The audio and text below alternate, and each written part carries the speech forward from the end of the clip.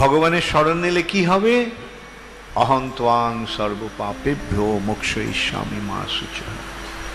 ভগবানের শরণ নিলে ভগবান প্রতিশ্রুতি দিচ্ছেন যে আমি তোমাকে তোমার সমস্ত পাপ থেকে মুক্ত করব, সে সম্বন্ধে তুমি কোনো চিন্তা করো না। মা শুচঃ।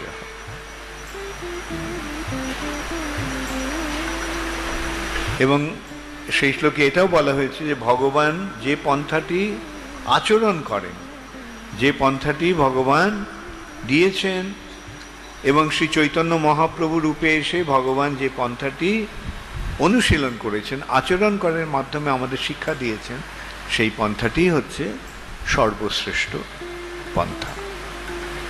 এবং সেই পন্থাটি কি, সেটি এই দুটি শ্লোকে বিশ্লেষণ করা হয়েছে। সেই পন্থাটি কি? সেই পন্থাটি হচ্ছে ভগবত ভক্তির পন্থা।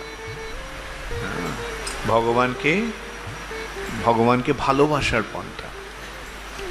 আর সেই যে পন্থাটি ভক্তি শুরু কিসের থেকে হয়?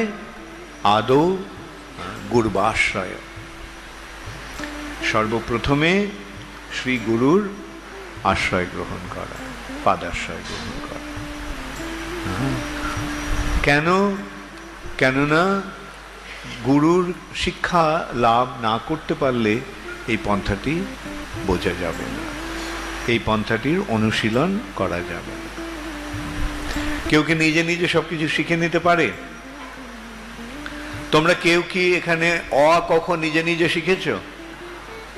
হ্যাঁ, এমনকি অ ক খ শিখবার জন্য আমাদের গুরুর প্রয়োজন। অতএব এই যে ভগবত তত্ত্ব বিজ্ঞান, সেটি জানতে হলে আমরা কি নিজে নিজে শিখতে পারবো? কেউ বলতে পারে যে আমার তো বই তো রয়েছে, বই পড়ে আমি শিখে নেব। হ্যাঁ, কিন্তু বই পড়ে কি শেখা যায়? ঠিক, হ্যাঁ, ভালো বই পড়ে শিখলে, নিজে নিজে শিখলে সেটা কি শেখাটা পূর্ণ হয়? যেমন কেউ বাজার থেকে ডাক্তারির বই পড়ে কিনে সেগুলি পড়ে কেউ ডাক্তার হতে পেরেছে? হ্যাঁ, না। স্কুলে গিয়ে, কলেজে গিয়ে ডাক্তারের কাছে ডাক্তারি শিখতে হয়, তাই না? তখনই কেবল স্বীকৃতি পাওয়া যায়, হ্যাঁ এ ডাক্তার।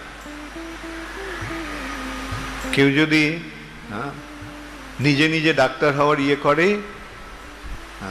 তাহলে সেটা একটা অপরাধ।